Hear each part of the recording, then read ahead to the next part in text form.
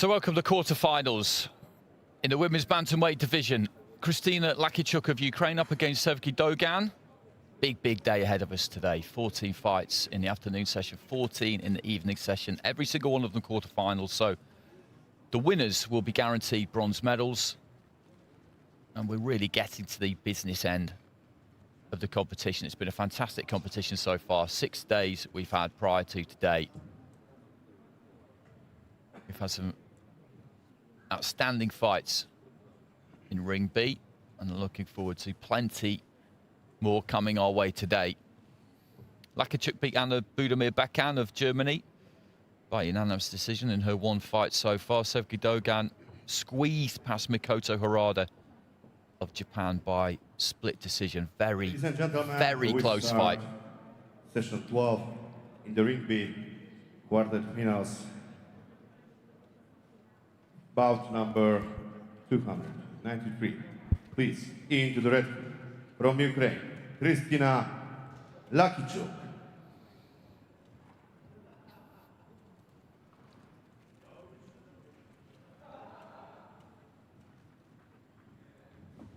Is Lakichuk.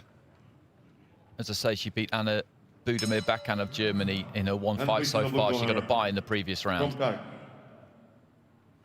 Sevgi Dogan. And she'll be followed in by Sevgi Dogan of Turkey, national champion at junior and youth level.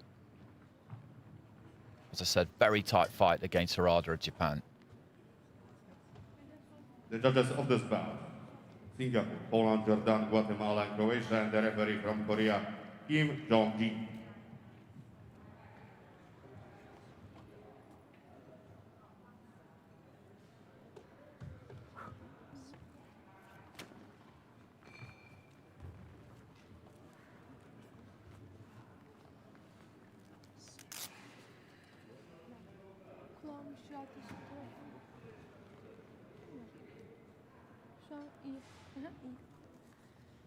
Those are our judges. Bout number 293.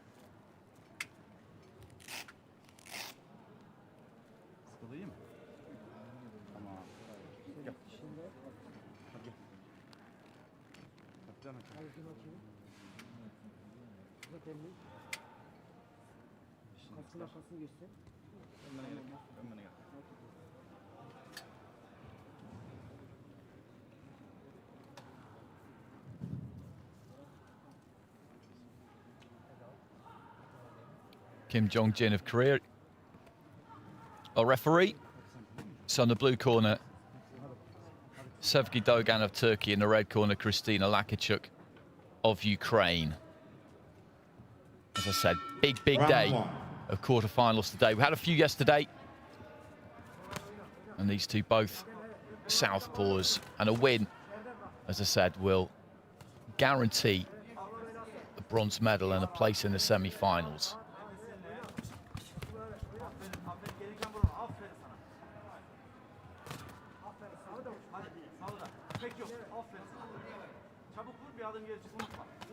Long left hand there from Lakichuk. Dogan with a jab and then a couple of wide punches, left and right hand. Got caught by right hand on the inside there by Lakichuk, and Lakichuk's compact, the way she sets up, does tend to stoop into that jab a bit. Both of these two throwing wide punches for the most part so far, apart from the odd jab. Off the back of the jab, they both look to throw quite wide swinging, sweeping shots, short, straight punches from either one of them. Could be the way forward here because they will land quicker. There's just no two ways about that. A straight punch will always get to the target quicker than one that's thrown wide. Not a great deal's got through so far. Looking for the left hand there. Was short with it, Lakichuk, but followed up with another jab, a kind of up jab, and that did land.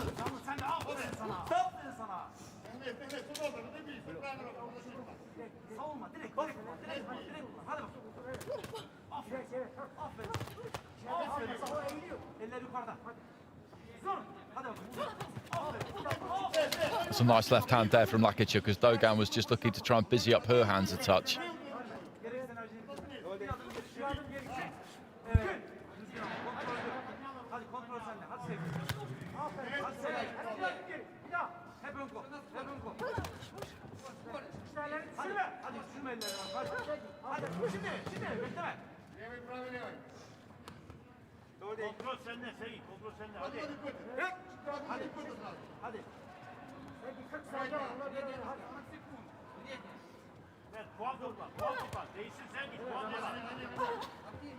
Just short with the 1-2 there, Dogan.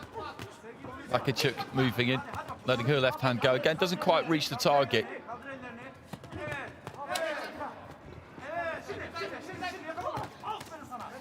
Closing stages of round one. Not a great deal to pick between these two. They'll be slightly wary, the pair of them, of really committing. Not all that unusual that in an opening round. Lakichuk there with a good left hand and another one, and just finishing the round strongly here. Fighter in the red corner, just bouncing a couple of left hands, 2, 3 maybe. Off the face and the head guard there of Dogan. And she just put her foot on the pedal slightly towards the end of the round there. As I said, prior to that, certainly the first 2.5 minutes was more of a kind of feeling out process. Dogan gets it 10-9 with 4 of the judges, Lakichuk 10-9 with the top judge there. I could see an awful lot to choose between them. There was a reasonable amount thrown, but just not that much got through.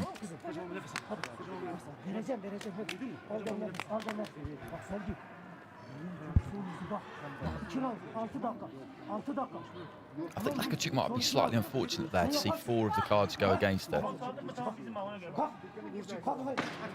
Seconds out, please. So she needs this second round now, the Ukrainian really, or at least the lion's share of it. Round 2. So it's the second. Lakichuk of Ukraine in the red, Dogan of Turkey in the blue. Lakichuk with a good finish to the round.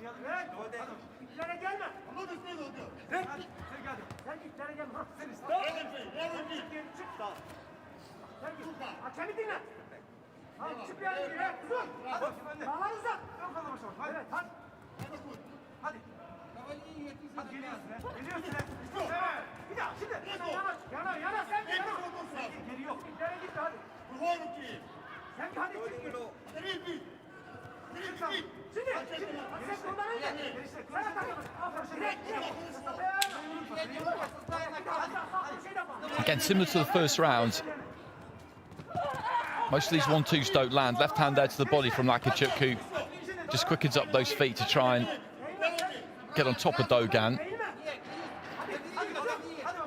I think Lakichuk needs to try and pick this up a little bit here. The corner will have known that she's dropped that first round with 4 of the judges. She looks capable, the Ukrainian, of just upping the tempo here and maybe setting a pace that Dogan could struggle with.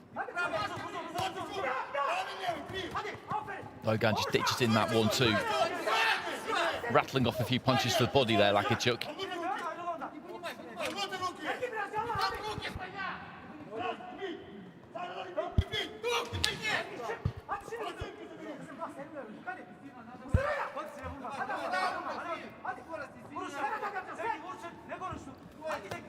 Reaching for that left hand there, Dogan. She was short. Lakichuk came back with a right hand.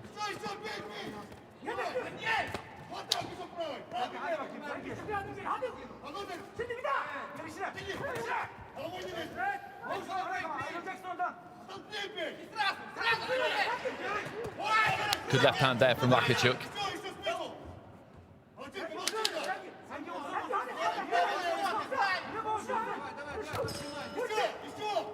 Short right hand on the inside there from the Ukrainian, who for me is definitely having the better of this second round so far.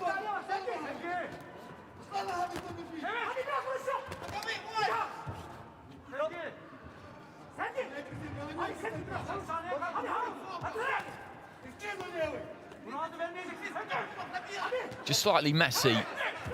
The referee's not had a word with either one of them about holding yet. I don't think anybody's particularly to blame. That was a good one too there from Dogan. Just caught Lakichuk on the way in. Nicely timed.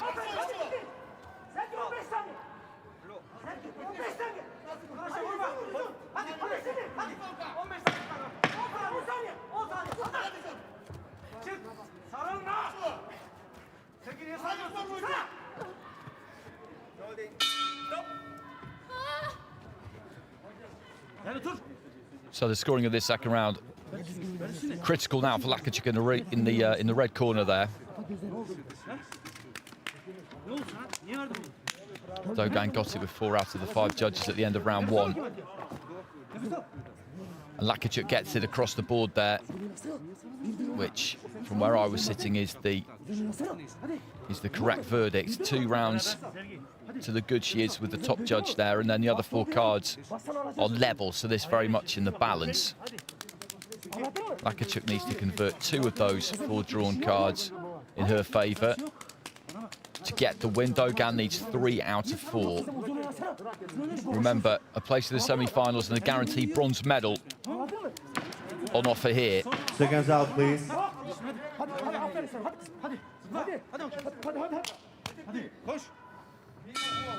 Third round.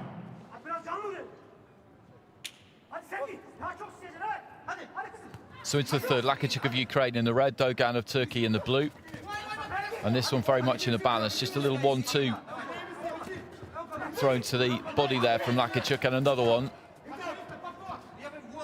Nobody's landed anything heavy in this fight, but you don't have to. Scoring punches need to be delivered with the knuckle part of the glove to the target area, which is the front of the head or the torso. It doesn't matter how heavy they land necessarily. Those are the punches that the judges will take into account. The judge is looking to interpret dominance. So if you land good, clean, hard, heavy punches, that does count more in your favour. That does matter. But the important thing is hitting the scoring area. Good 1-2 there from Dogan.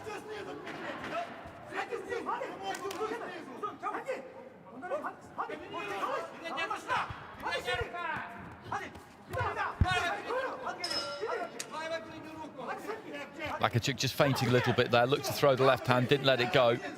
Over a minute into round 3.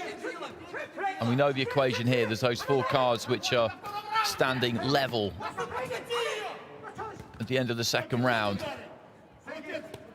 The other one is 2 rounds in favour of Lakićuk, so she's got that slight advantage. No one's really taken the initiative in this final round so far. Dogan, I would say, has got her nose slightly in front here, courtesy of a couple of decent 1-2s. Lakićuk just trying to work to the body. Looks for that left hand, didn't land, not clean anyway. Dogan just leaning on the right hand to the body there from Lakićuk, and those are scoring punches. They're not flashy, but they're easy to see. Dogan just missing with the left hand. Lakićuk loses the balance and trips there. So into the final minute.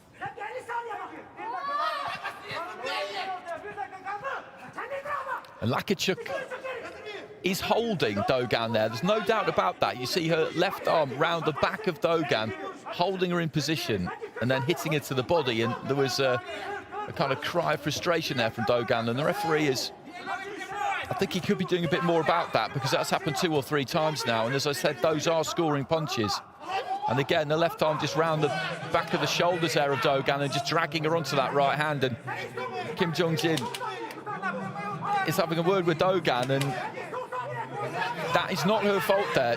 He's let Lakićuk get away with quite a lot in this final round. 1-2 there from Lakićuk.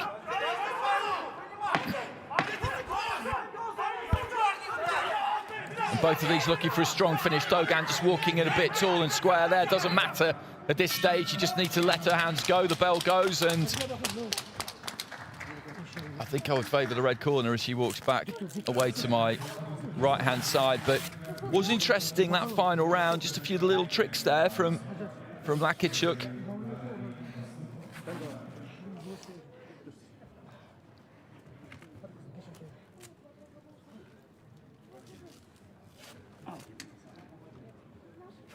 There's some decent 1-2s there from Dogan, same from Lakićuk. So not a massive amount in that round. 4 cards level, as we know, going into that final round. Lakićuk needs 2 of them, Dogan needs 3. Ladies and gentlemen, in this bout, win by points and the split decision. From the red corner, Krystyna Lakićuk, Ukraine. Lakićuk gets it by split decision there. Just the one card going against her. One score of 30 to 27, 3 of 29 to 28. And of those 4 drawn cards, she got 3 out of the 4. Dogan getting it with Emerson Pastor. That was the one card in her favour. Lakachuk did have the better of that final round. I did think the referee let her get away with a little bit too much there in terms of the holding. Holding and hitting. But she's through to the semi-finals and she is guaranteed a bronze medal.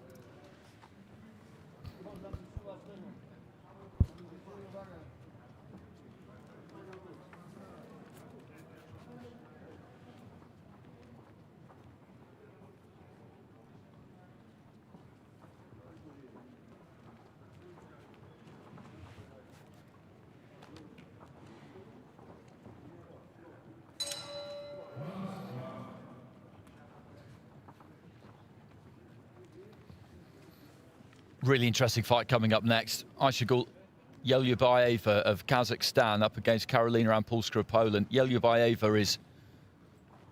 And now we have the bout number 294 in the ring B, women's 54 kg. Please into the red corner from Kazakhstan, Aishagul Yelyubayeva. Yelyubayeva, as I was just saying there, is a kind of come-forward machine of a fighter. She will let her hands go. There is absolutely no question about that. And please, to the blue corner from Poland, Karolina Ampulska. And Ampulska has been impressive in the competition so far. Wins against Vilta Savitskaitė of Lithuania by stoppage and Maria Martinez-Henao of Colombia. Of this bout, Ireland, Taiwan, Azerbaijan, Bosnia and Herzegovina, Israel, and the referee from Bulgaria is Maria Kavakieva. Yelyubayeva beat Zoe Kuvasel of France in the previous round. The referee stopping that contest in the second round. There was a big size difference between the two. Kuvasel looked like a tidy enough boxer, but it looked like there were 2 or 3 weight divisions between them. Yelyubayeva is big at the weight, really big at the weight. Must be hard work for her to stay on the weight during the course of the competition, because that's what all fighters have to do in AIBA competition. You're weighing in every other day, really. More often than that, sometimes.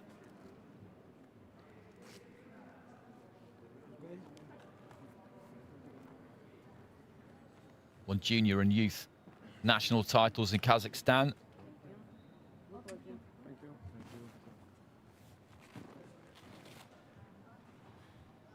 And Ampulska has won bronze medals in the Europeans at junior and youth. So she's got some good hardware in that trophy cabinet. There are the judges: Ireland, Taipei, Azerbaijan, Bosnia and Herzegovina, and Israel. Brought to the centre of the ring there, and again, Yelyubayeva has got a bit of height on Ampulska, but Ampulska will not be intimidated by Yelyubayeva. Not at all. So into the first round we go. Yelyubayeva of Kazakhstan in the red, Ampulska of Poland in the blue.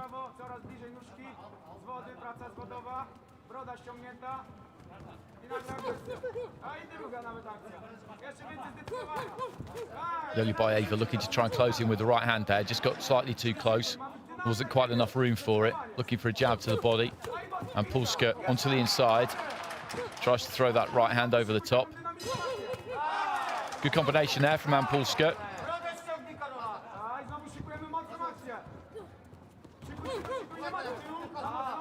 Both got good feet, these two. Yelyubayeva with the jab, didn't throw the right hand off the back of it. And it was there as well, did that time. Ampulska, though, just takes the feet back, gets the guard up. Good short left hand there from Yelyubayeva. Ampulska's got to keep that head on the move. You just see her moving the shoulders there and taking that head with it slightly. Yelyubayeva, again, looking for the jab. If she establishes that jab, that will be bad news for Ampulska. And chases Ampulska with the right hand there, Yelyubayeva. That looked a bit clumsy, but I think there's some profit to be had there, because Ampulska, generally speaking, pulls back in straight lines. As I said, she has got good feet, but if Jolibaeva pushes her back and then looks to just go again and push her back again, she will end up catching up with it.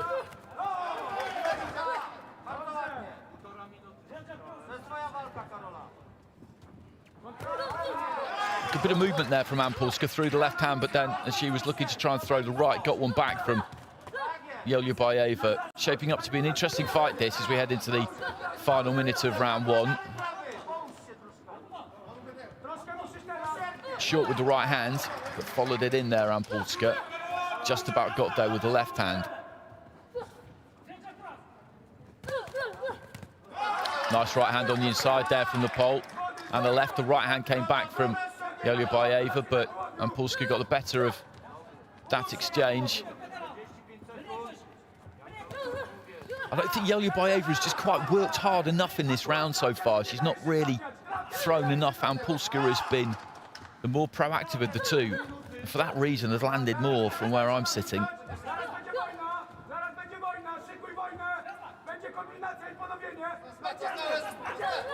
Leads off with the left hand there and hit the target. Polska gets through with the left again and again there. And just driving Jolibaeva back to the ropes, finds it to the body, looks for the right hand. This is a good finish to the round here from the Polish fighter. And a nice right hand on the inside there too. And Jolibaeva just being backed up here a bit. Good round for the home fighter. You can hear the applause in the background. There are no paying spectators in here, of course, but the support staff of the local organising committee, well, they're all from Poland, so they all want Polska to win. And she gets it across the board with the judges, and correctly so. It was relatively even, I think, going into the final minute. Polska had been busier, had done more, and then she really put a stamp on it in that last 25, 30 seconds, and had Jolibaeva, as I say, backing up and just looking a little bit flustered. She's shown that she can get inside that jab, and Jolibaeva has got to work harder. She's got to throw more. She's got this long reach on her. She's got to try and use it. Throw that left hand, followed by the right. Snap out the 1-2. Try and catch Polska on the way forward, on the way in. Round 2. So into the second, Jolibaeva of Kazakhstan in the red, Karolina Polska, who's had a very good competition so far and had a good first round. She's in the blue, boxing for Poland. Jolibaeva does look to try and throw that right hand, and Polska, though, came back with her right.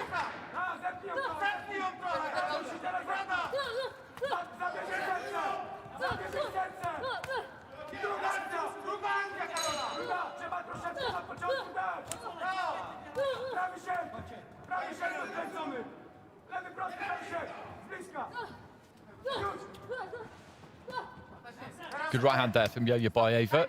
Maybe something wrong with the head guard there. Dropping down to the knee, and Polska just to attract the attention of the referee. Not quite tight enough, probably. You don't want your head rattling around inside that head guard.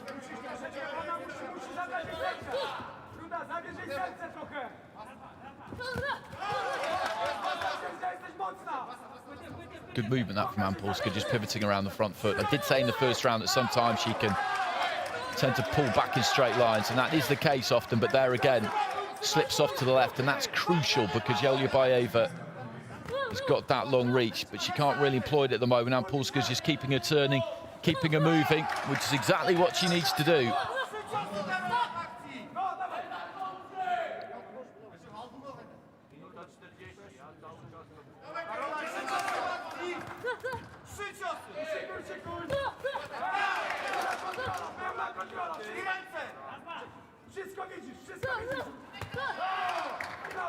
Good right hand there from Polska. Jolibaeva pours in with the 1-2, but weight coming forward, just crowded herself for room. Sneaky little right hand on the inside there from Polska. No power on it, but it did land on the face there of Jolibaeva. Right hand from Polska.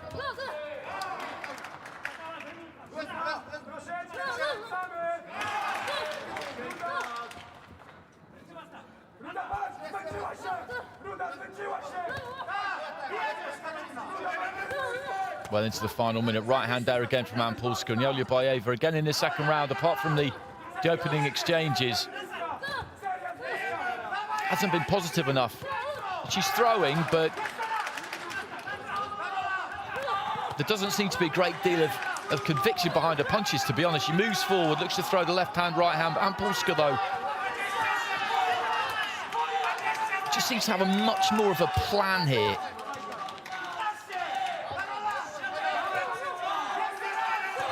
Good left hand there from Anna Polska. Final few seconds of round two.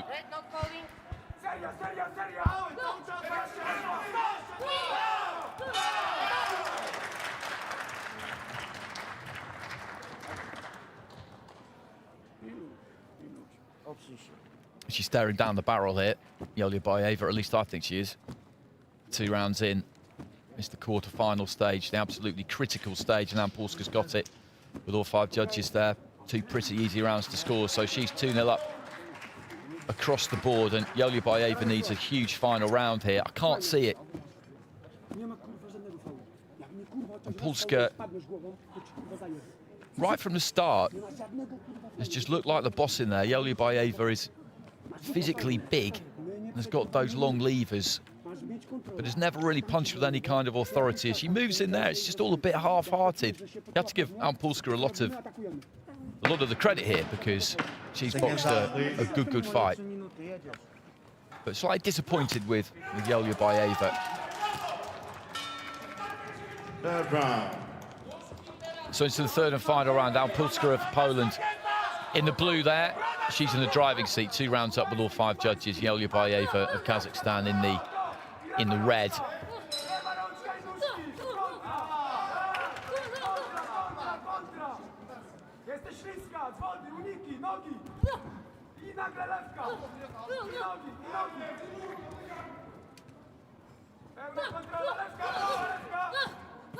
Again, Joliebaeva there just kind of wanders forward behind those hands. She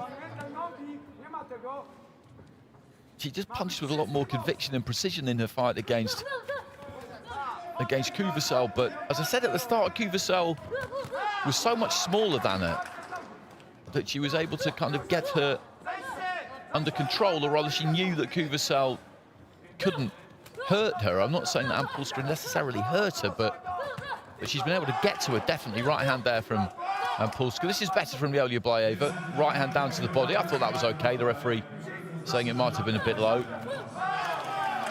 Good attack on the inside there from Anna Polska.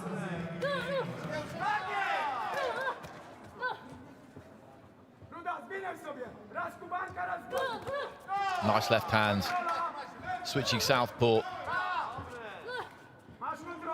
Briefly there, and it worked. She got a scoring shot through with that left. Back into the southpaw stance. Maybe looking slightly weary here now. And Polska, she's put plenty into this. She does provide plenty of movement. She's up on her toes most of the time, just bouncing on the balls of the feet. But again, just climbs onto the inside there. Really good desire being showed by Anna Polska right from the start of this fight. She's gone out to get this win here. Definitely also seems to have just wanted it more than Joliebaeva. Into the final minute. Anna Polska's cruising here. At this stage, she doesn't need to go crazy and try and empty the tank. She's got a semi-final, and she'll be hoping a final coming up. She will have the opportunity to rest up for the rest of today, but she'll be back in action tomorrow. Then there's the rest day, then the women's finals on Thursday, the men's finals on Friday. She's just got to stay out of the way here now.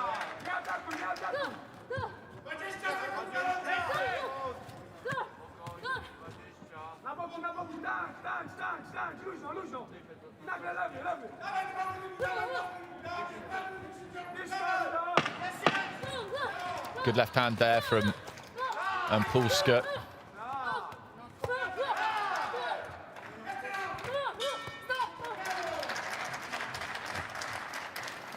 And a very good performance from her. I'll make that 3-0 in her favour, and she will take her place in the semi-finals. And is guaranteed a bronze medal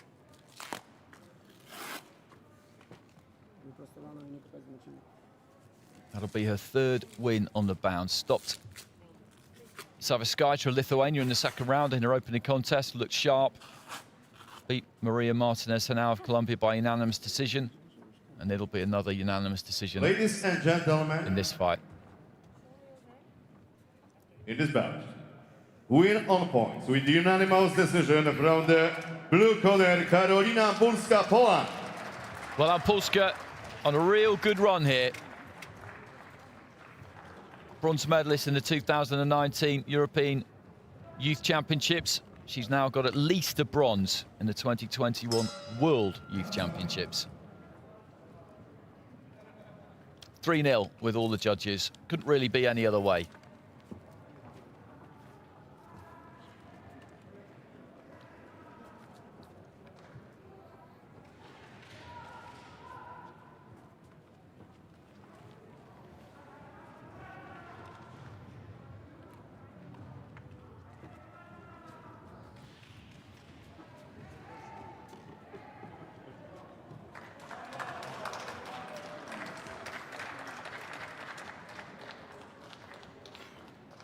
She was busier all the way through. The challenge really for her was always going to be getting inside the long reach of Jolibaeva and doing her own work on the inside, and she managed to do that right from the beginning. Now we have about number 295 in the ring B, women's 69 kg, please into the red corner from Kazakhstan, Zasmin Izatova.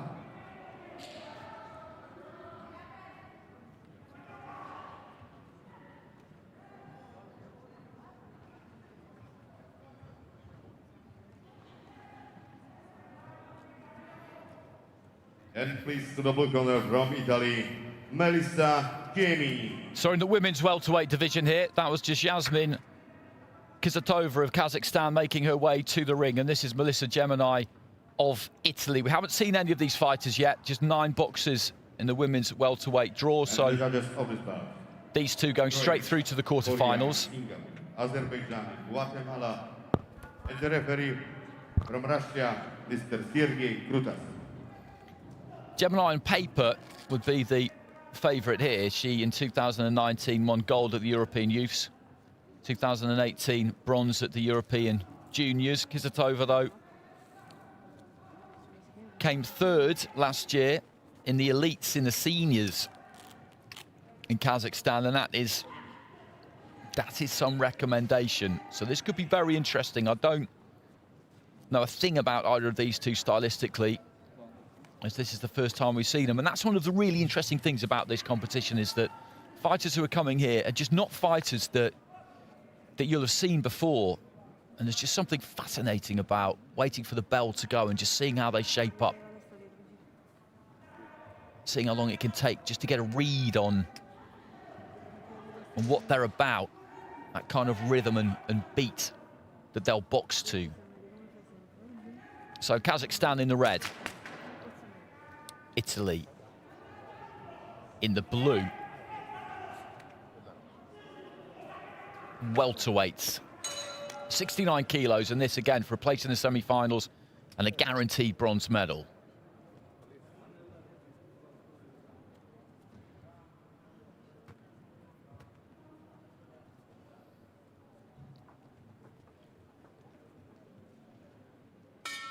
Round 1. So quickly to the centre of the ring, we've got 2 orthodox fighters here. Nice 1-2 there from Gemini, straight off. Looking for the right hand there. Kizatova. She's got the height, she's got the reach on Gemini. Looking aggressive at the start here, the Kazakh. Physically imposing. Good left hand to the body there from Kizatova. Leads off with the left hand, looking for a big arcing right. And the jab lands again there. Gemini has got to ride out maybe a little bit of an early storm here.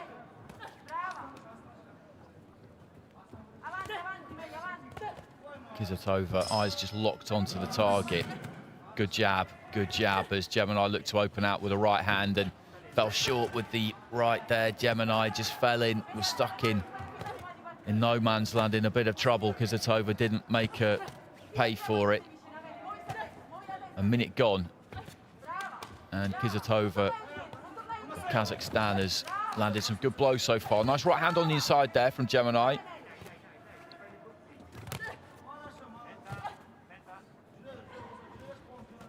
I mentioned that experience at elite senior level for Kizatova, and you could see how that happened because physically, although 19, she is strong, really is strong. You do get a difference.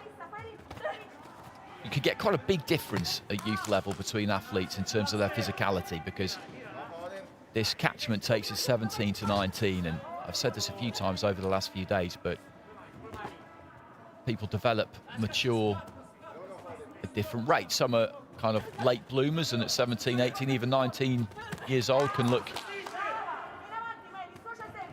young. Whereas others at the same age can look like fully grown adults, and Kizatova is kind of in that category, I'd say.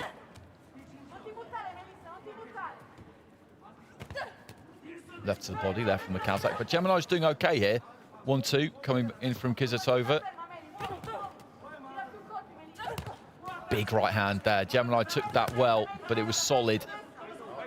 Kizatova just pushing her off to try and maintain that gap and let her hands go again.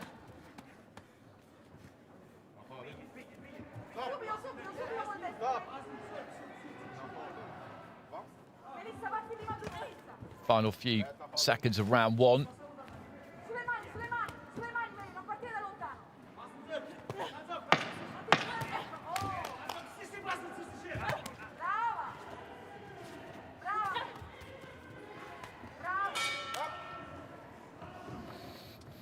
A decent opening round that. I did wonder in the early stages if Kizatova might be capable of doing some damage there early on in the fight, but Gemini, having felt a few early on, I think did rally. It's Kizatova's round, there's no question about that, but having been put onto the back foot early on there, the Italian, she did get a foothold. She's got to be wary of the punch power of Kizatova, and as I say, that physicality, but it's not like she's not landing her own punches, because she is. It's a difficult task this here for her, but it's not impossible.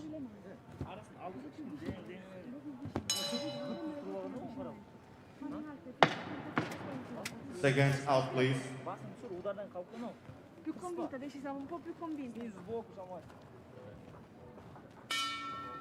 Round two. So it's the second round. Kizatova of Kazakhstan taking the first round on all 5 of the judges' scorecards. Melissa Gemini of Italy in the blue. Left hand to the body there from Kizatova. Looks to try and stick the right hand over the top and just backing the Italian up. Long right hand from Kizatova, but Gemini is courageous. She's looking to try and get inside that long reach and land her own punches. She's been caught every now and again.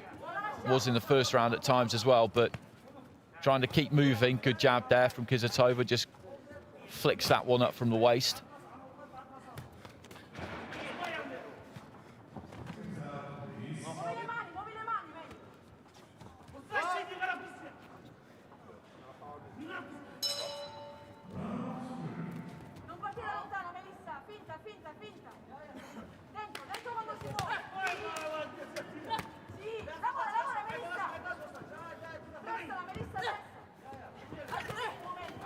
Right hand there from Kizatova.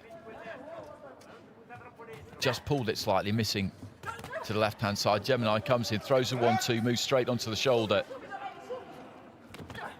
Good right hand there from the Italian. As I say, she's persistent. She's working hard here. Kizatova's rarely getting any peace, and she's not got too many punches away herself, the Kazakh, in the last minute or so. Just fences with the jab there. Kizatova comes under a bit of fire, a bit of pressure there from Gemini again.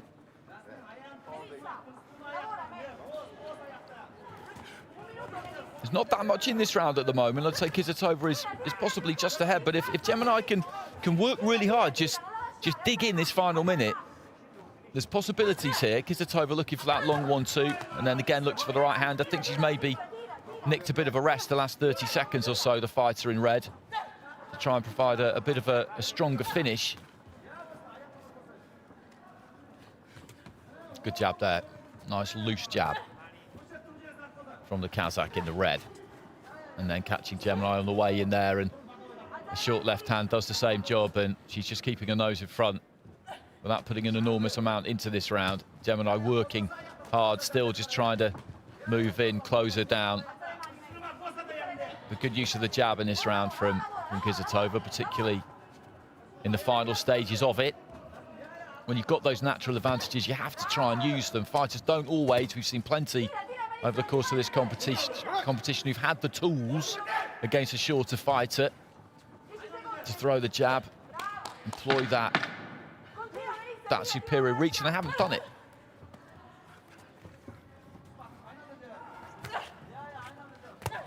Big right hand there to finish the round from Jasmine Kizatova from the Karaganda region of Kazakhstan.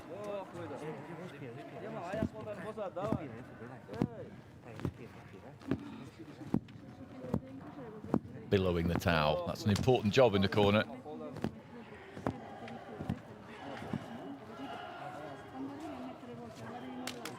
And another round for Kizatova, who really took it away from Gemini in the final minute there. There wasn't too much in it up until that point, and I did just wonder if Kizatova might be beginning to fade slightly, but I think what it was that she was just taking a little bit of a rest in the middle minute, looking to finish strong and just make sure of taking the round, which is exactly what happened. Slightly dispiriting for Gemini, that, because she'll have known that she was in it at that point and then just found herself picked off a bit in the closing stages. So Kizatova in control here, kicks things off in the third round with a good stiff jab.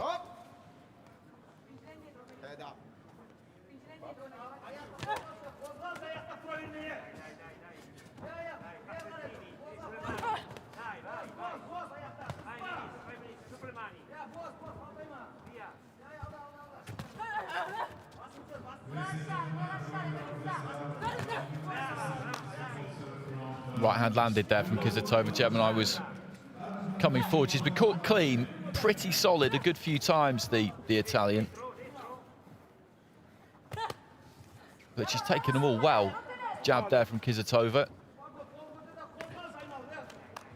They've had to wait a long time for this opening fight, these welterweights. This is day 7 of the competition, so they've been here a long time, having to stay on weight,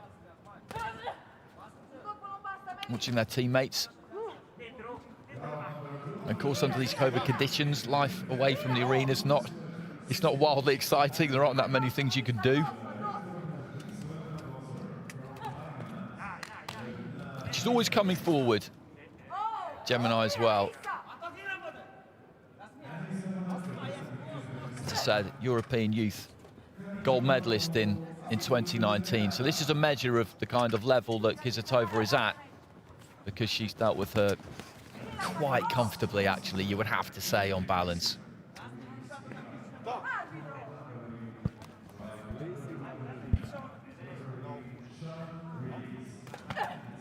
To southpaw there, Kizatova, and a good left hand into the pit of the stomach of Gemini, and I think that put a bit of a dent in it.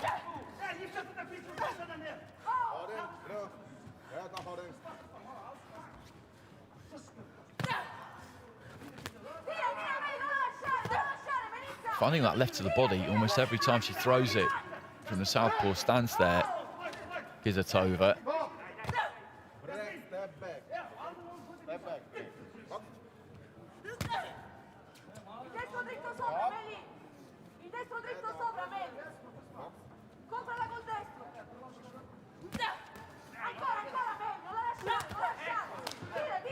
But still, Gemini comes forward. Both of them just leaning on to get a quick rest there, I think, before the final few seconds. I don't think she's going to get anything on the scorecards here, Gemini. This is another round that will go in favour of the Kazakh, but as I've been saying throughout, the Italians worked really hard here, really hard, shown some skills shown plenty of desire, but in Kizatova, she's been up against somebody who is physically strong, has got height, got reach, got some ability.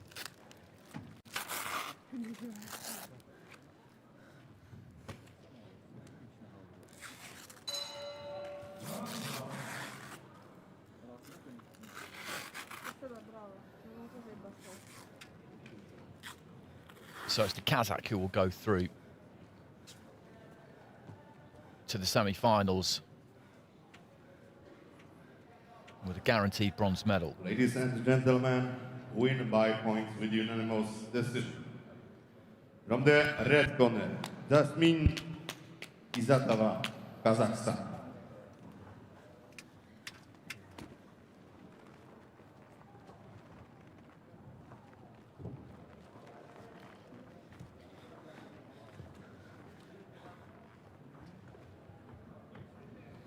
Confirmation of the scorecards there, 3 rounds 2-0 from all 5 judges in favour of Kizatova.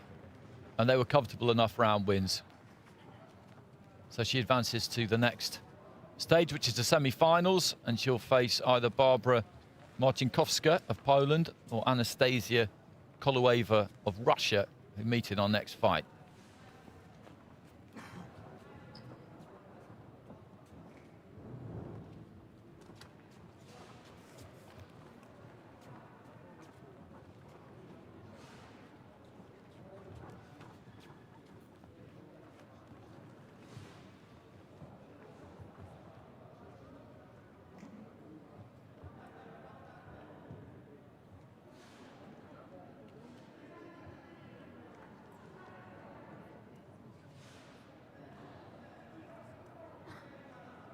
Ladies and gentlemen, we have the bout number 296 in the ring B, women's 69 kilogram.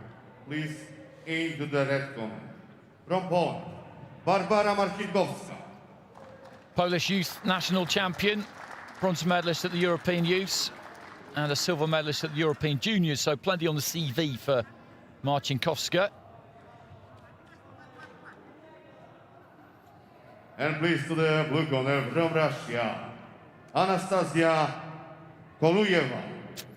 But it was Kolueva who beat her in those European Youth Championships at the semi-final stage, and it was a split, 3-2.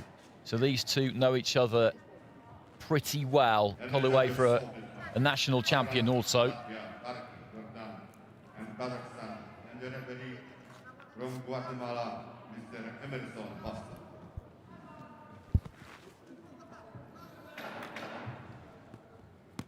There's Kolueva. She beat Anna Zheko of Ukraine in the final of that European Youths in 2020, having got past Marcinkowska, as I said, by split, 3-2 in the semi-final. So Marcinkowska on home turf here will be looking for some revenge. The Polish fighter will be in red. The Russian will be in blue.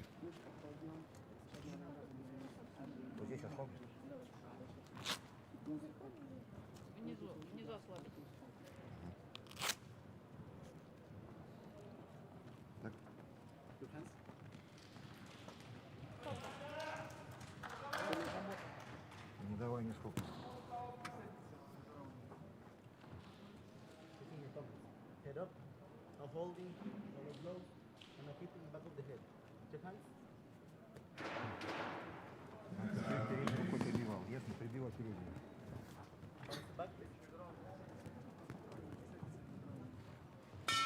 Round 1. So into the first, Kolueva in the blue there. She's boxing out of a southpaw stance. Marcinkowska of Poland in the red, orthodox.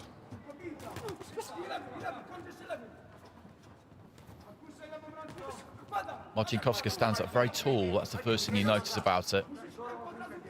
Kind of an old-fashioned stance, really, holding up those gloves just in advance of her. That lead jab hand just oscillating, serving as a distraction. Also a bit of a range finder. Kolueva slightly lower centre of gravity. Just popping out that right hand. Marcinkowska always up on her toes. Will look to just move in, throw the right, I think, and then pull her feet back out. Nobody's really landed much yet. A minute into round one. It's been a lot of kind of feeling out and fencing so far. Marcinkowska likes to maintain that gap and then spring in, throws that right that time, drags it slightly, doesn't land it. The problem that Kolywaeva's got is that she's got to step in and really close that gap if she's going to land. Good jab there, though. Nice right hand from Marcinkowska, got the distance on that one exactly right, and it's her gum shield that's come out. The mouth is coming open as she threw and landed that right, I think. That was a real quality punch. She's got to be careful of that. If it comes out too many times, she'll lose a point, or she could even get disqualified. We saw a fighter disqualified in this ring yesterday because the gum shield just kept coming out. Midway through round one.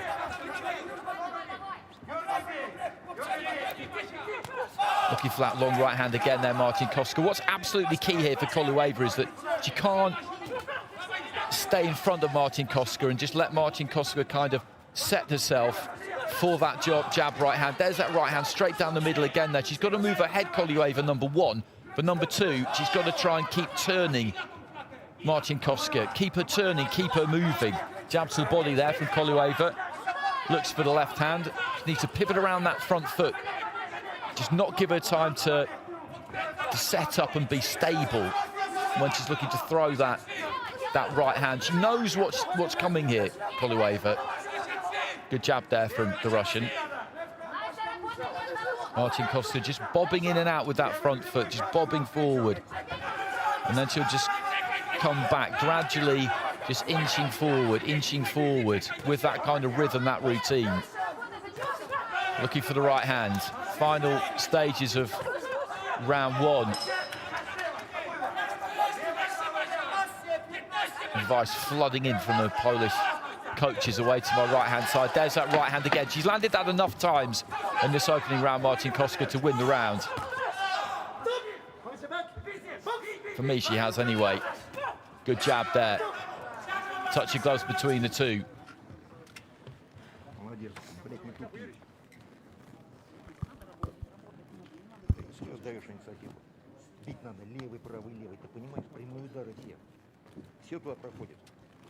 Well, split scores there. 3 judges in favour of Kolywaeva, 2 in favour of Marcinkowska. She did land some good shots, Kolywaeva, on the inside. Landed a couple of jabs.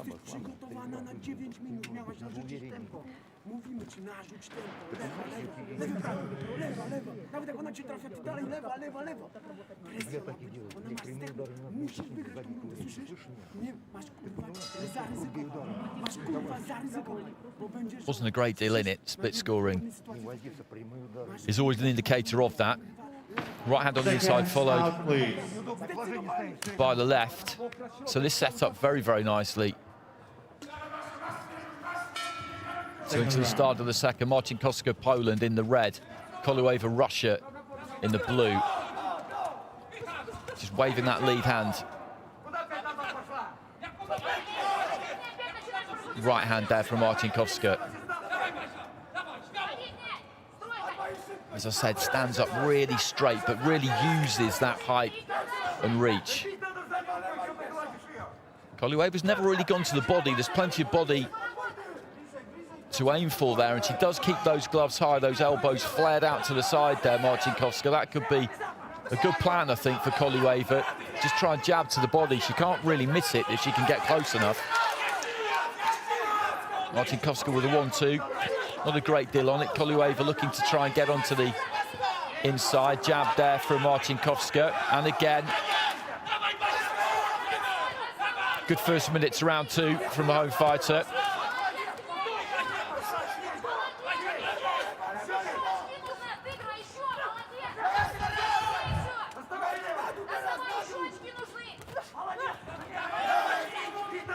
Good bit of footwork there from Kolywaeva. Looking to the right to the body, Marcinkowska didn't get there with it. Left hand on the inside there from Kolewa was a good shot, just as Marcinkowska was trying to throw her right hand. The Polish fighters up the pace a bit this second round. Heads almost coming together on the inside there, just past the midway point of the contest in round 2.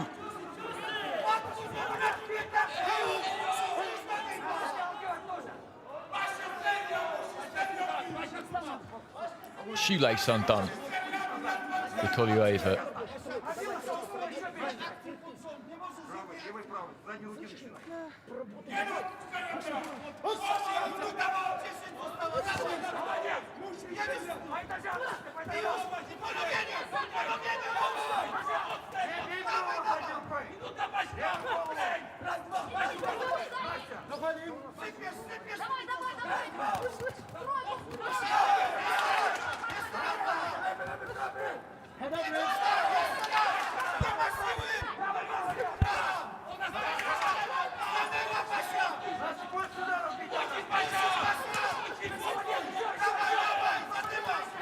Jab right hand there from Marcinkowska. Kolewa trying to find a right hand to the body. Jab again from the pole. And lands the right hand again there. She's done a good job of keeping Kolewa on the end of that 1-2. She hasn't landed it an enormous amount of times, but what she has done is made it very difficult for Kolewa to get onto the inside. It's just been accurate enough, and she's thrown it regularly. Left hand there from Kolewa, who has had some successes.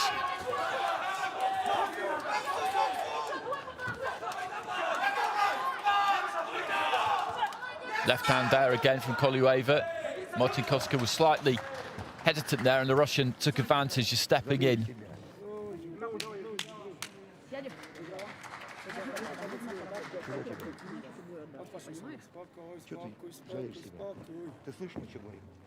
And Marcinkowska dominating the scoring in that second round. So heading into the final round, she's 2 points ahead on 2 scorecards. Kolewa 2 points ahead on a scorecard herself. The other 2 even.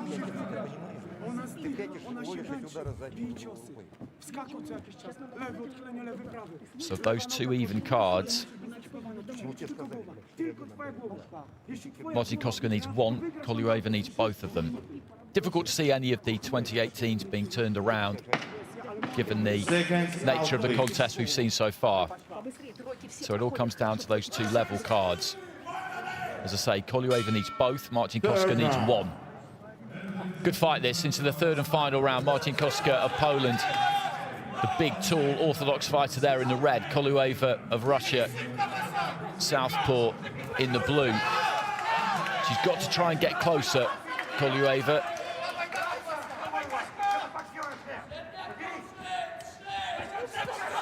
Good left to the body there.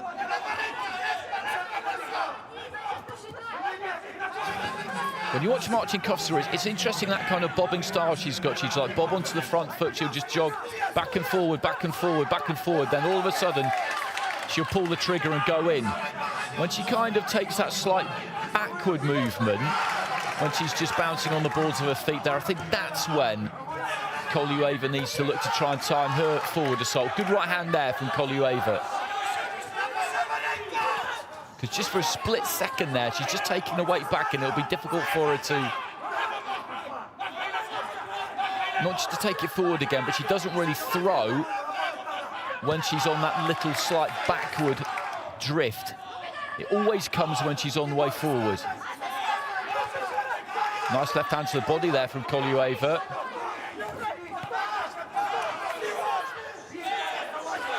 Looking for the 1-2, didn't quite reach with it that time. Midway through round 3, right to the body from Marcinkowska. This is really tight. Kolewa with a sneaky little left on the inside. Marcinkowska not letting her hands go as much in this final round as she did in the second. Lead jab there from Kolewa was a decent shot. Right hand comes back from Marcinkowska. Right hand to the body there from the pole. She's almost allowing Kolewa to lead off a little bit more. Long right hand there, left hand rather from Kolewa into the final minute. Place in the semi-finals at stake here and the guaranteed bronze medal.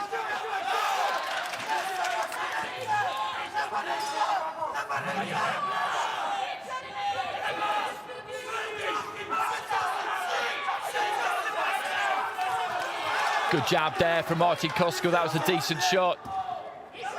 I've got Kolyueva just with a nose in front in this final round at the minute. Martin Koska, though, could change all of that with a strong finish. I think she needs one.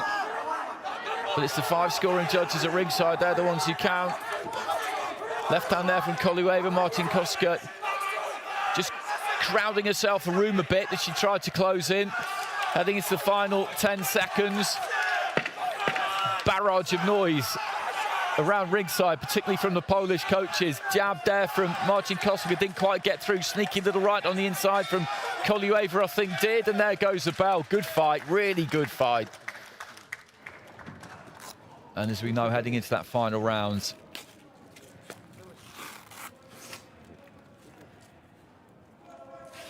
Marcin Koska was 2 points clear with 2 judges. Kolyueva was 2 points clear with 1 judge, and the other 2 cards were level at 19-19. So Kolyueva needed both. Marcin Koska needed 1. It was a tight fight. Ladies and gentlemen, win by points with split decision from the blue corner, Anastasia. Kolyueva has got it. Kolyueva has got it. So she must have got both of those 2 level cards in that final round. 30-27 and 229-28. I thought she won that final round, Kolyueva.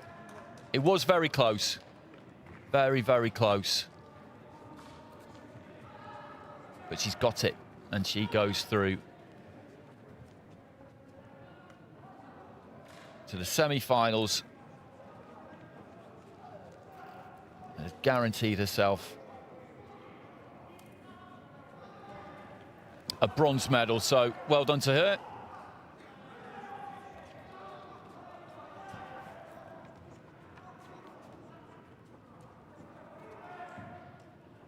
But there wasn't much in that all the way through. We had 30-27s in either direction, 29-28s in either direction, and it was one of those fights. There was so little in the 3 rounds that you could see 3-0 either way, and anything in between, really. I had 29-28 Kolyueva myself. So now we go into the men's light flyweight division, more quarterfinals.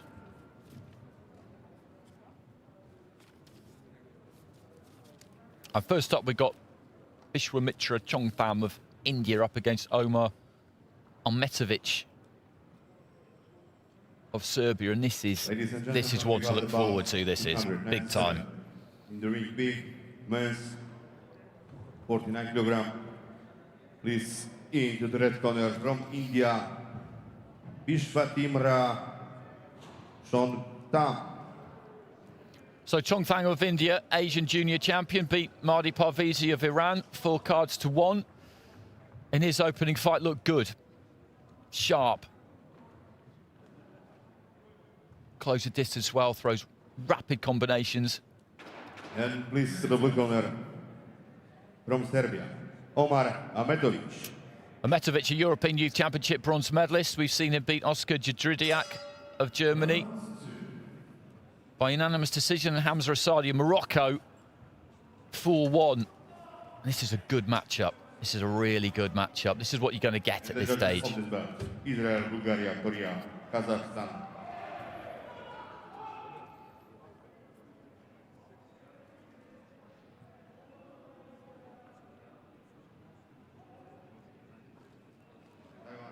And the referee from Turkey, Mr.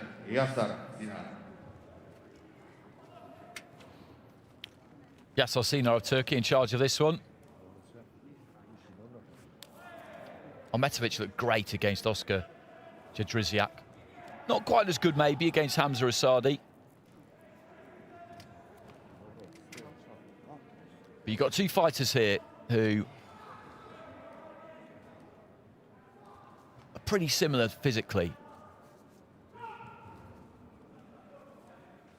They both like to come forward. They'll both ordinarily, or a lot of the time, be in with a fighter with a longer reach, with that height advantage. So they're good at getting onto the inside. Ahmetović is clever with his use of the upper body. Moves his head well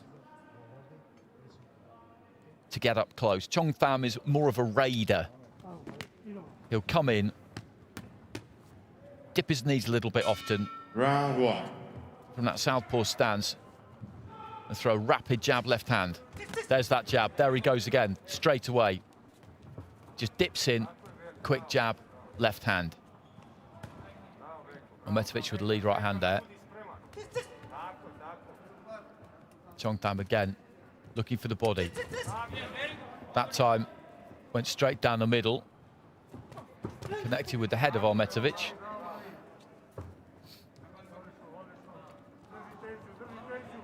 He's got to try and bob and weave his way and slip his way in, Ahmetović, because those shots from Chong Tham, they will generally come straight. He'll either drop his height a little bit, dip the knees and go to the body, or he'll maintain that height where he is and he'll aim for the head. So he's got to try and get off the punching line, Ahmetović, as he comes in himself. Just fractional movements, really.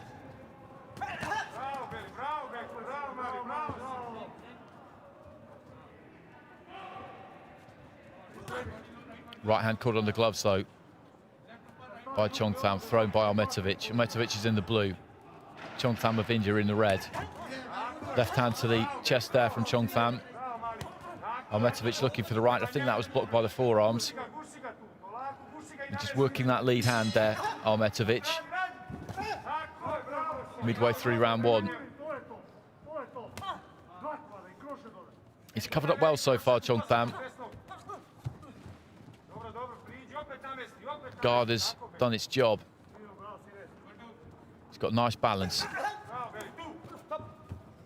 As he came in there, just closed down his own space maybe a little bit too quickly. Sprang into a left hand.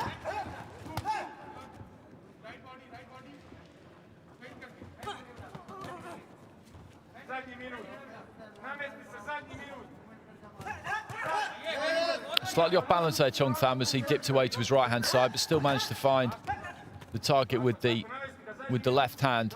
He's struggling with him a bit here, Ahmetović. Good left hand there from Chong Tham, and a right hand as he moved off to his right. He's closing the gap okay, but when he gets into range, he's just getting beaten to the punch, Ahmetović. That's the problem he's got. Chong Tham has got quick hands. Left to the body again there, right hook.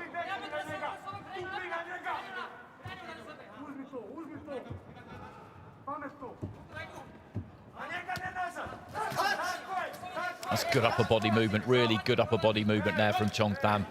Ahmetović got him back in the corner, exactly where he wanted him, really.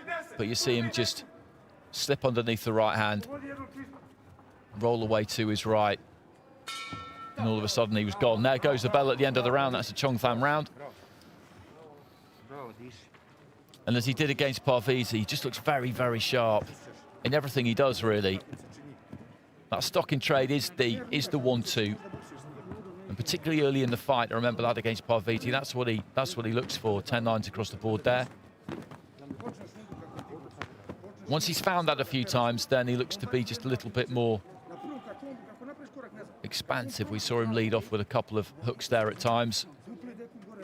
He just stoops in with that long left hand that takes him straight onto the shoulder.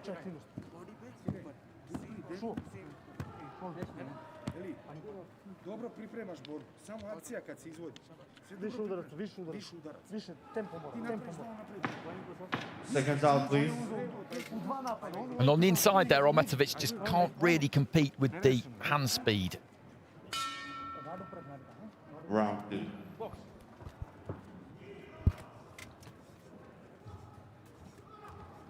So Chong Tham of India taking all of the cards in the first round there.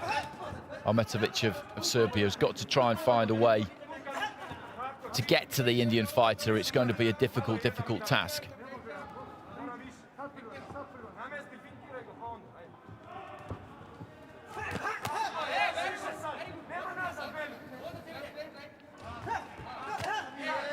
Long left hand. I don't think quite got there. The guard was up from Ahmetovic, but you see him just flash out that jab.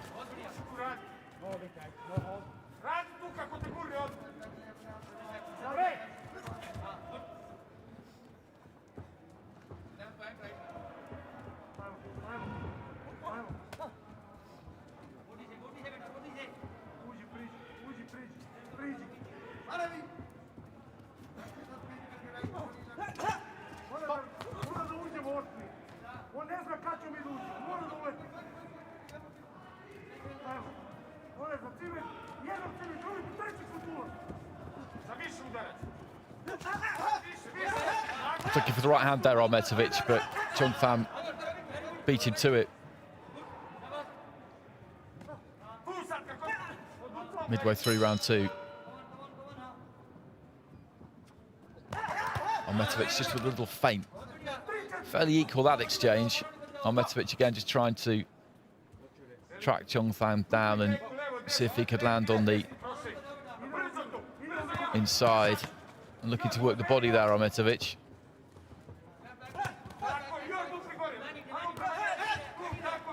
Good head movement there from Ahmetovic as he came forward, but there just wasn't really room for him to work.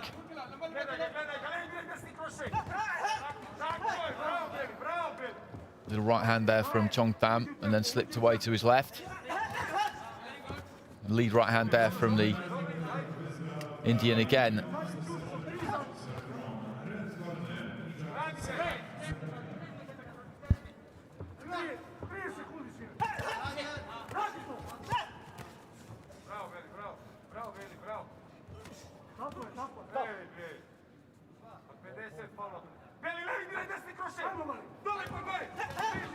Short with the right hand there, Ahmetovic. Chong Pham had just taken a little half step off to his left hand side, chopped down with the left hand and found the target. Single left hand there again from Chong Pham, and the right hook as Ahmetovic was coming forward on the way. And he's getting into some good positions here, Ahmetovic, but he just can't get his punches off quick enough. That's the problem. It's really difficult, and I don't really think there's all that much he can do about it. He is getting into decent positions. He moves that head on the way in. He doesn't just walk in. And he's actually, as I say, getting into some situations which usually would bring him plenty of joy, but just not against Chong Pham. He wins that second round with all 5 judges as well, because he'll back his hand speed, Chong Pham. If he's leading off, he'll back his hand speed. If he's reacting to his opponent, he still will.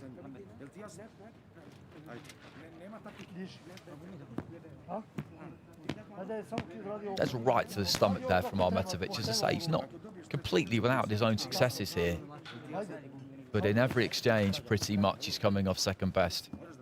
Chong Pham will have the final say. Second out, please.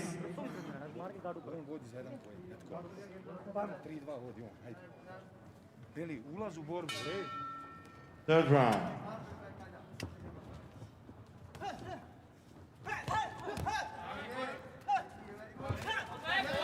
Good left hand there from Chong Pham.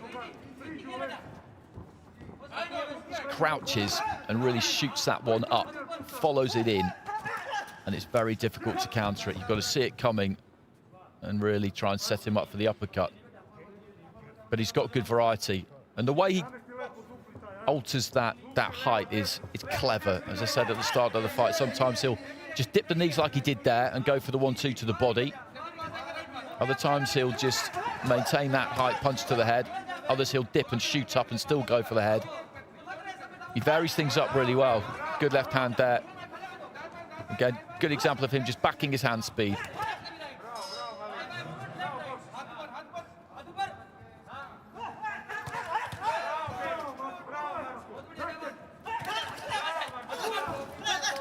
Ahmetovic down, just kind of dragged down, and then Chong Pham trips over, has a slight accusing look at Ahmetovic there, who I don't think really did anything wrong. Inside 2 minutes to go.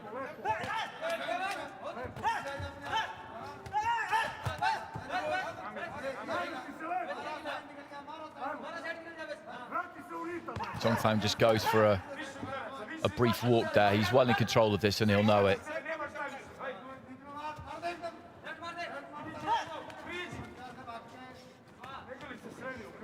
Single left hand as he was on the move there, Zhongfang.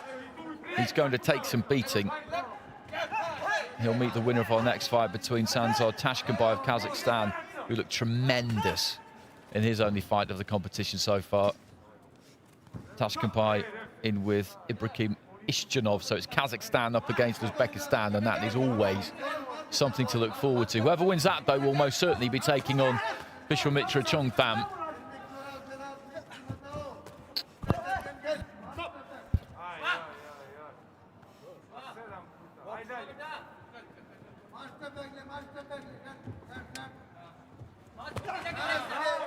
That's a good right hand there from Ahmetovic. The right hand landed from Chongtham, but he took it well and then threw his own punch back. He's a good fighter, Ahmetovic. As I said, he's got credentials. European Youth Bronze medalist. Look really good. Really good in his first round win against Oscar Jedrzejczyk. And beat Hamza Asadi in Morocco as well. So with 2 wins in the World Youth Championships, that's a good achievement, but he would have been very much hoping to get into the medals, onto that podium. It's not going to happen. But he couldn't really have given any more here.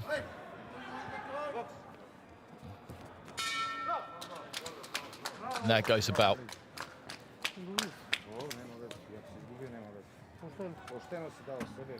Chongtham, for all the reasons outlined, is a good fighter. Mixes things up really well. There's that straight left hand. You get some good pop on those punches as well.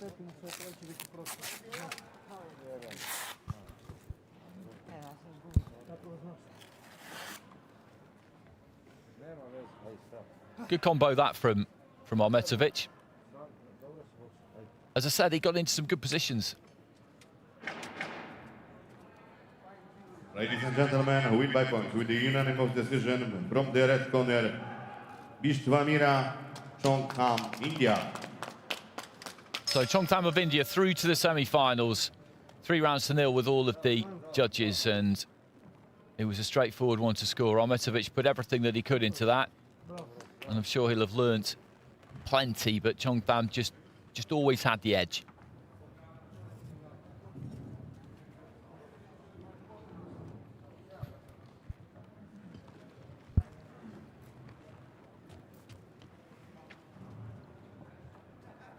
I love that punch. I love that left hand he throws where he shoots it up and he moves straight in behind it.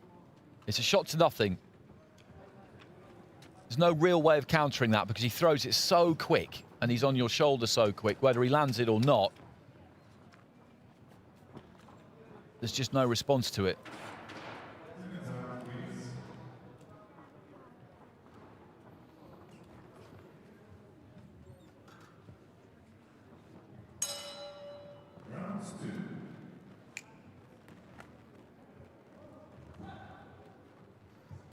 That's good from Ahmetovic there.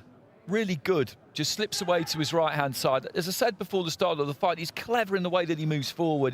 His head movement is good. And he did get himself into good positions. I keep saying it, but he did. It's just when he got there, he found it difficult to capitalise. 49 kilogram, please into the red corner. From Kazakhstan, Sanzar Tashkenbay. So as I said, we've got Kazakhstan up against Uzbekistan here, and who doesn't love one of these? This is Sanzar Tashkenbay, who frankly looked brilliant in his previous fight against Giuliano Goman of Germany. Southpaw, he looked like he could do everything.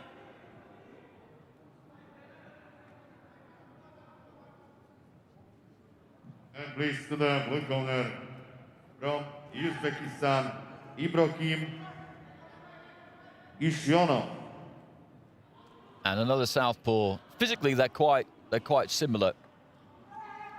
From Uzbekistan, this is Ibrahim Ishchanov. He beat Georgi Chinoyu of Romania. Korea, Azerbaijan, Singapore, Russia, and Croatia.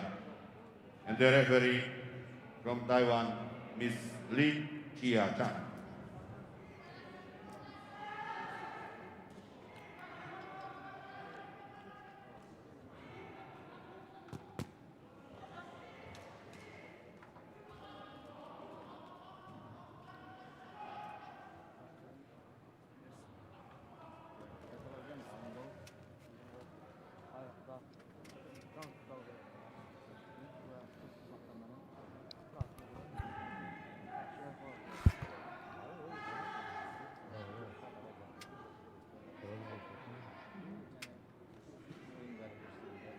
Those are our judges.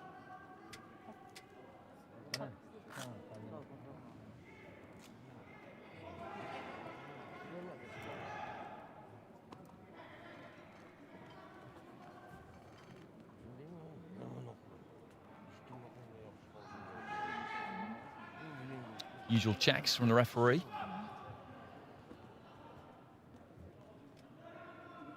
Gloves, protector, gum shield, head guard.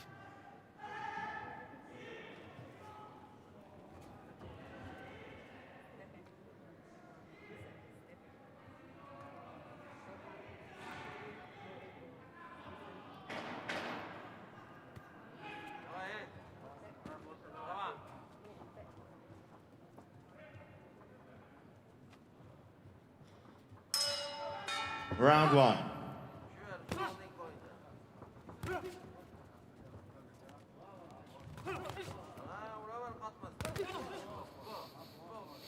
So the battle of the southpaws here. Tashkenbay of Kazakhstan in the red. Ishchanov of Uzbekistan in the blue.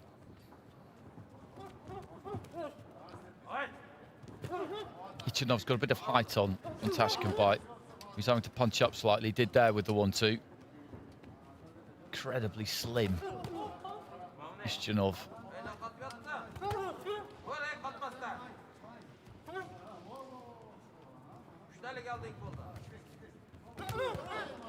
Good combination there from Tashkenbay, who does look to have the advantage with hand speed here.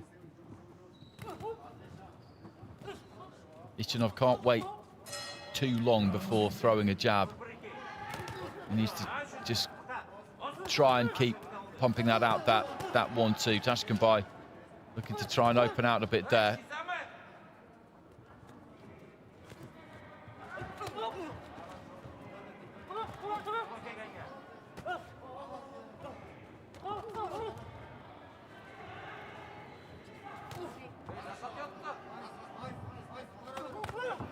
Trying to lead off with the uppercut there, Tashkenbay. Almost got caught with the left hand from Ishchanov. Good jab there from Tashkenbay, and then a jab to the body.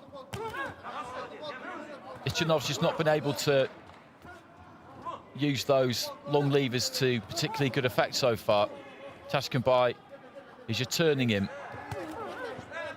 Turning him.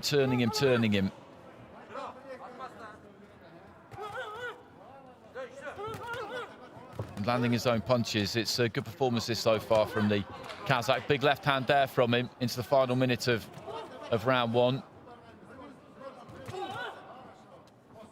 And Ishchanov is waiting too long to get his own punches off here. It's quite a simple jab there from Tashkenbay. Not simple to do, I'm not saying that, but 2-3 jabs there just crashed through. He's not providing enough of a deterrent here, Ishchanov. He's got that height, he's got that reach. He's got to just throw that lead hand, because at the minute, Tashkenbay is taking that space and he's taking it confident that nothing's really coming back.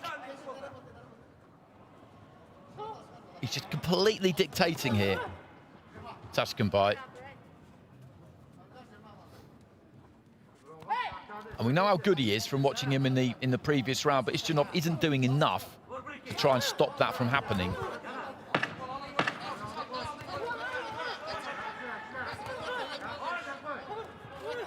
Just takes the feet back there, Tashkenbay. Good round for the Kazakh, who managed to out-jab his significantly taller opponent there. He didn't really work his way onto the inside that much. He backed himself to extend that lead right hand and land it, even though he's in with somebody there who is very, very tall for a light flyweight. So he gets it with all 5 of the judges. He's right at full extension there, but he's landing.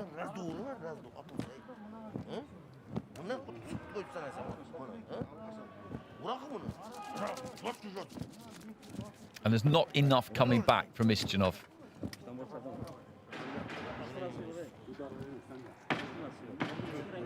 Seconds out, please.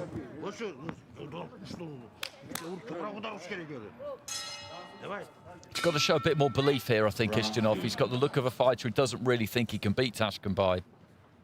That's how it looks to me, anyway, from my ringside seat. So into the second round. In the red of Kazakhstan there, we've got Sanzor Tashkenbai in the blue, representing Uzbekistan, Ibrahim Istjanov.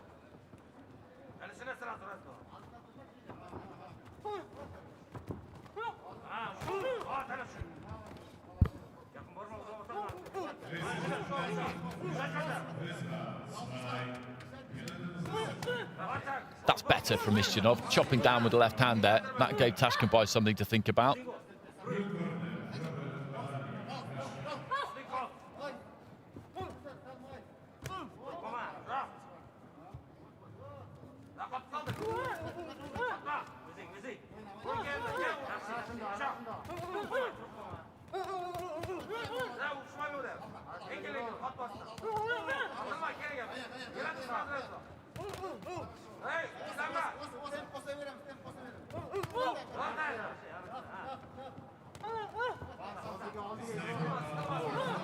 Good jab there from Tashkenbai.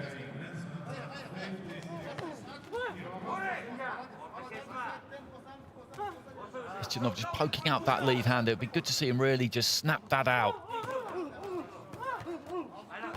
Onto the inside there, and that's more Tashkenbai's kind of range. It's a little bit untidy. Istjanov tucked up well there, but nice 1-2 from Tashkenbai. It's a little bit unsteady there, Istjanov. He's in a bit of trouble here, I think. Tashkenbai looking to rein in the blows, and well, the referee's done Istjanov a favour there, stepping in, saying that Tashkenbai's made contact with the inside of the glove because he looked shaky there, the big, tall Uzbek southpaw. As he went back to the ropes, there was a left hand there that definitely stung him. You could just see the legs just go a little bit loose heading into the final minute of round two. Tashkenbai knew it. Fighters can always tell.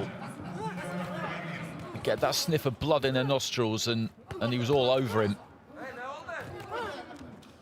Good left hand there from Tashkenbai. Looks to throw another big left from the outside. It fell just slightly short. Jab to the body. Istjanov rattles off a combination, but it hits gloves. Tashkenbai's just looking to walk him down a bit here now.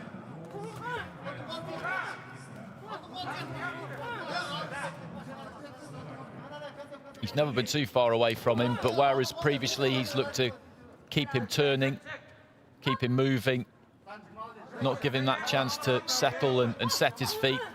He's happy enough just standing in front of him at the minute and setting his own feet and really looking to try and get some power. Jumping in from the outside there. Final few seconds of round two. This has been a dominant round for Sanzor Tashkenbai, who is definitely one of the best fighters I've seen so far this week.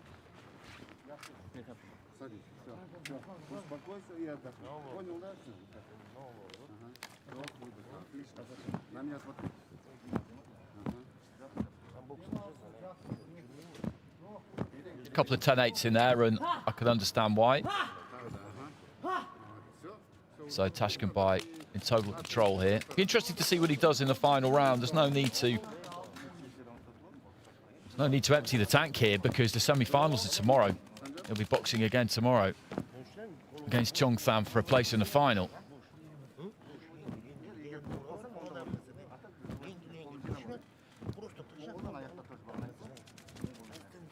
So really what he should do is just box and move, take it easy in this final 3 minutes.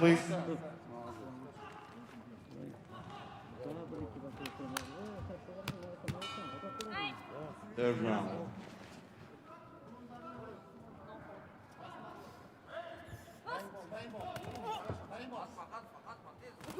Tashkenbai, who's in the commanding lead here, in the red.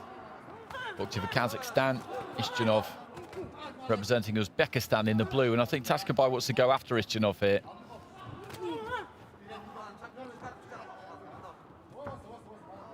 Just feinted with that front foot.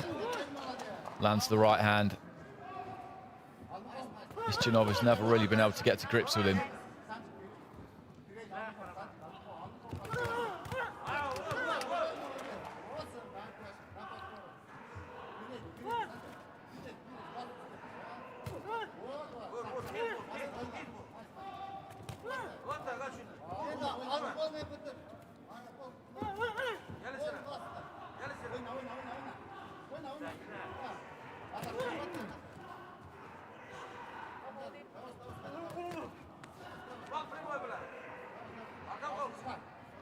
Just shakes out his gloves there, Tashkenbai, and resets.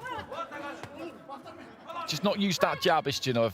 He's just not used it at all, really, because Tashkenbai, most of the time there, is just standing on, I was going to say on the borderline of range. He's actually not on the borderline of range. He's within range for Istchanov.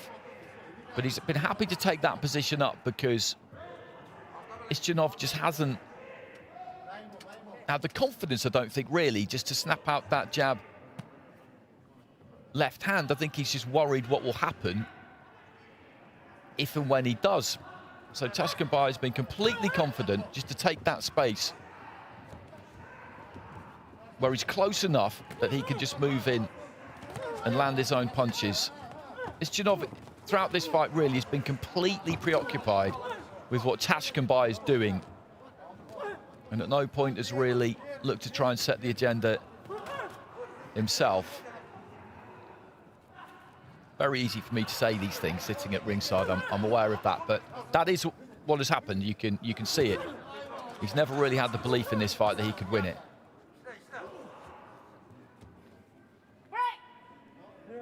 Bit of blood coming from the nose there of Istchanov. It was a lead right hand that landed, followed by a left from Tashkenbai. Tashkenbai against Chong Pham, that is going to be such an interesting fight.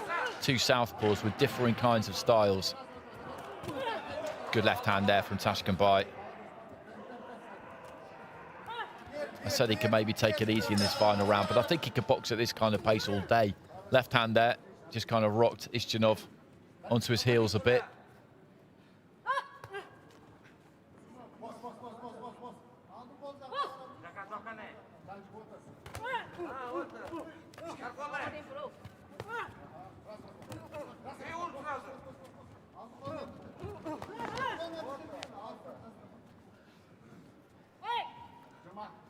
Well, clock just ticking down here. Tashkenbai has produced another impressive performance. And as I said, he will move into the semi-finals to face Chong Pham of India. He'll be guaranteed a bronze medal. Both of them will be, but neither one of them will be happy with a bronze. They both come here for gold. They will both fancy their chances very much so of being able to achieve that. Nice right hand on the inside there from Tashkenbai just to finish things off. And he is a pleasure to watch.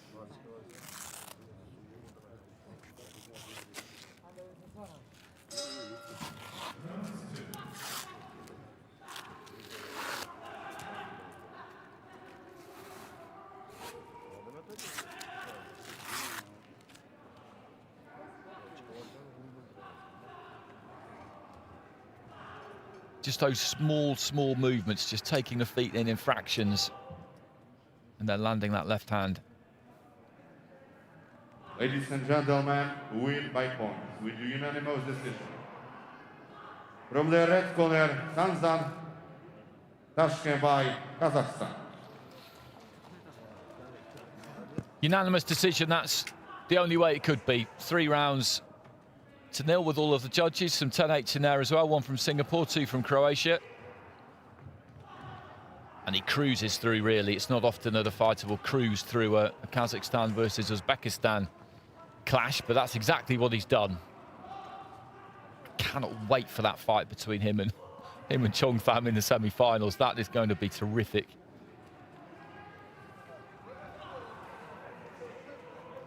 So that's the bottom half of the semi-final draw complete in the light flyweight. So we'll now move through to the men's bantamweights.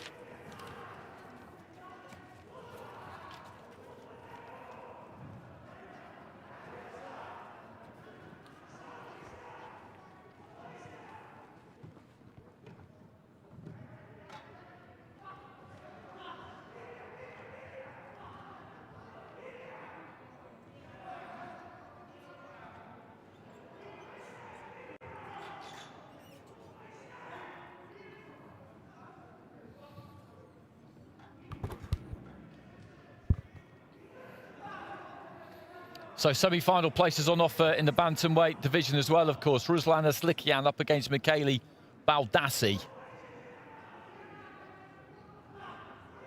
Armenia up against Italy. Both of these two have already had 2 fights. On paper, at least, Baldassi got a walkover against Arashi Kajihara of Japan. About number 299 in the ring B, men's 56 kg. Please into the red corner from Armenia, Ruslan Aslikian. Aslikian, a former European medalist, beat Ibarachi of Spain and Todorov of Ukraine, both by unanimous decision so far. And please to the blue corner from Italy, Mihail Baldassi. Baldassi, a former European junior champ, beat Matula of Poland, and then, as I said, got that walkover against Kajihara. There he is. Looked good in his opening fight, like the look of him against Matula. And the judges of this bout, Guatemala, Kazakhstan, Jordan, Ireland, and Latvia. And the referee from Israel, Mr. Artur Korginian.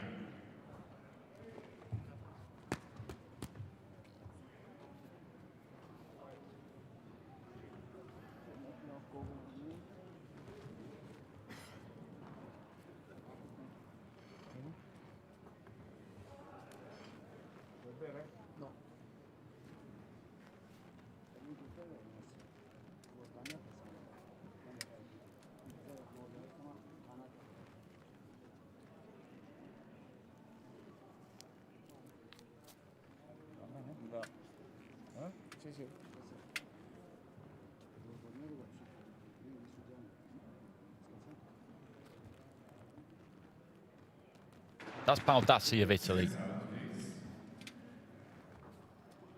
And walking to meet him in the middle of the ring, Ruslan Aslikian of Armenia. In the centre of those two, our referee, Artur Korginian of Israel.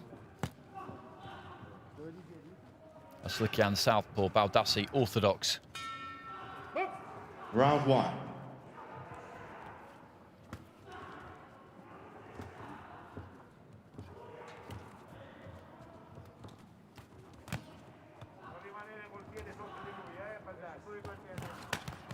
Looking for the right hand there, Baldassi. Fell just short with that and then pulled himself into a left. That was a good left hand for him, Baldassi. That definitely got through.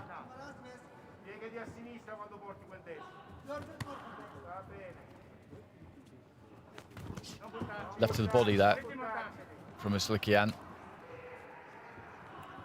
Just taking advantage of a slightly hesitant jab from Baldassi. Baldassi turning southpaw there briefly.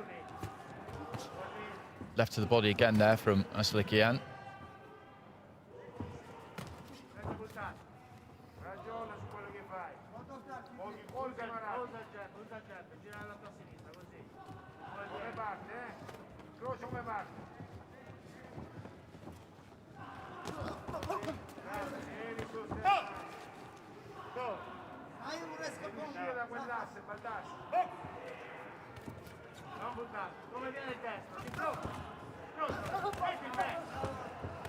He's doing well to the body, Aslikian.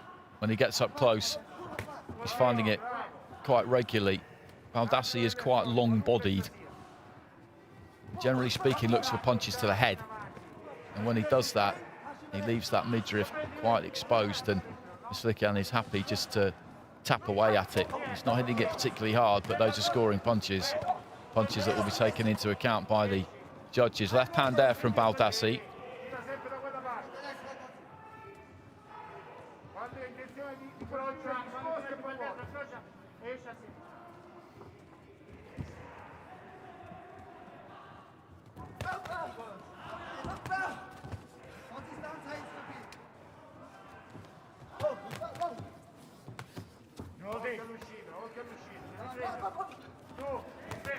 Falling short there, Aslikian. Baldassi doing a good job of just bringing the feet back out.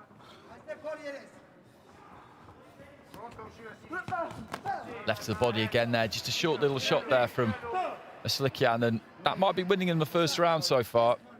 That one punch, really, it's landed 6-7 times at least, I would say.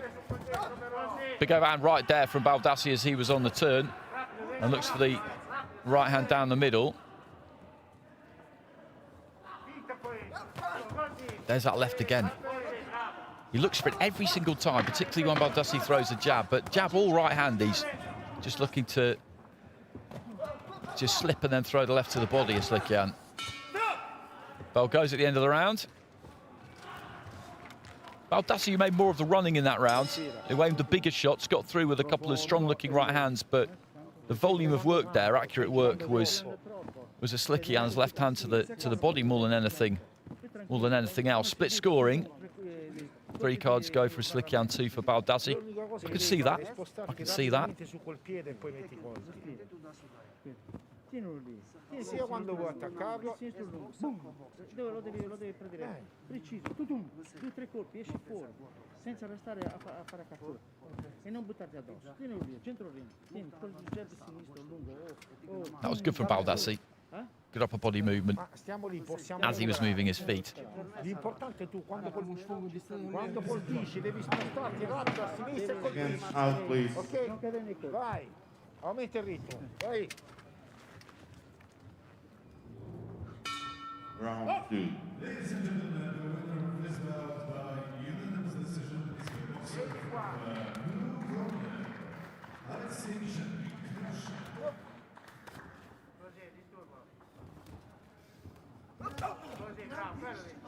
into the second round. Baldassi of Italy in the blue. Slikian boxing for Armenia in the red. Good left hand there from Baldassi. You could just see Slikian just bouncing from side to side there, really looking for a way in, and Baldassi timed him perfectly.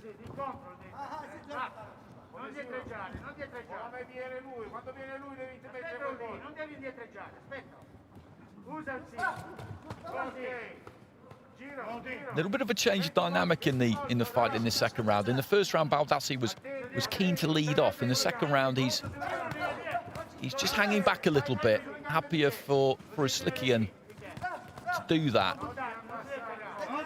because he knows that he was hit to the body a few times in that first round, particularly when he was throwing jabs, throwing right hands, kind of apropos of nothing. And Slikian, I think, prefers it when the other fighter is being the more proactive. I think he prefers to react. For that left, I don't think that quite got there from Slikian. Midway through round two, this is an interesting round. It's a tight round as well. Baldassi sets up in the southpaw stance there. Slikian coming forward.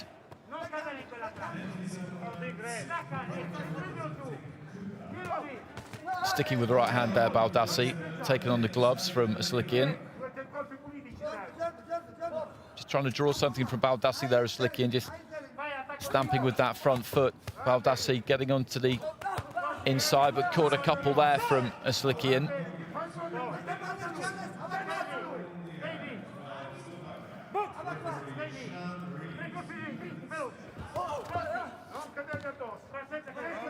And that was more what we saw in the first round. Baldassi came forward and really committed. I think that's what Slikian would like him to do, but the Italian's not done it as much in this second round.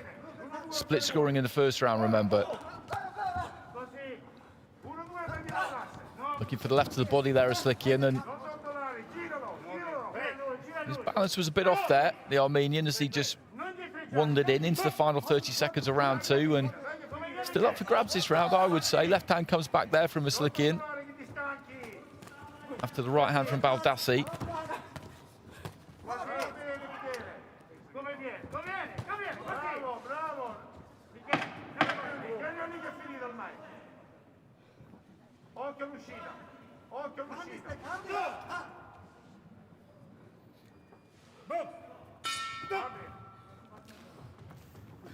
That's another tight round. Tira fuori tutto, respira profondo, respira. Pensa a respirare. Come dire? Split scoring again. Split scoring again. So we've got two scores of 20-18 for Baldassi. And I think it was two 2018s for Slikian and one drawn. So that one card, if I saw that right, if that one card is the only one at 19-19, then that's really the only one that counts, because you don't see a 2-point margin being overturned by either of these two. You don't see a 10-8 coming in this final round.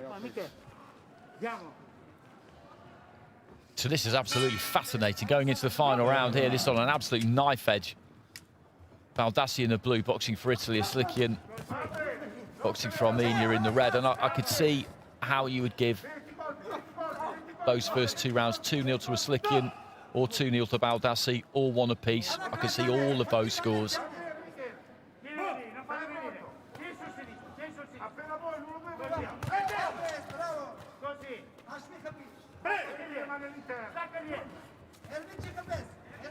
Baldassi with a left hand there as Slickian was coming in, and then another left hand upstairs. That's good work from the Italian. Slickian was trying to get to work on the ropes there, but Baldassi was comfortable enough, moved his head well.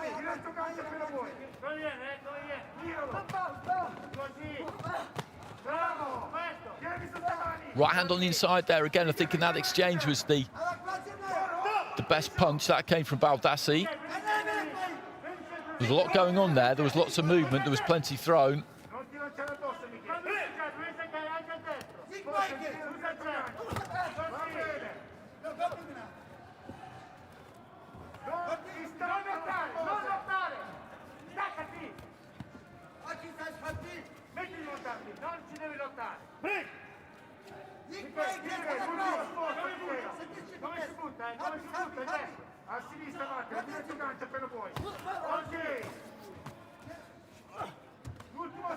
Midway through the round and a little bit messy on the inside. Looking for the body with the left hand there is Slickian. And again, this is a very close round. There's not much to pick between the two of them in this round so far at all. We've still got plenty of it to go.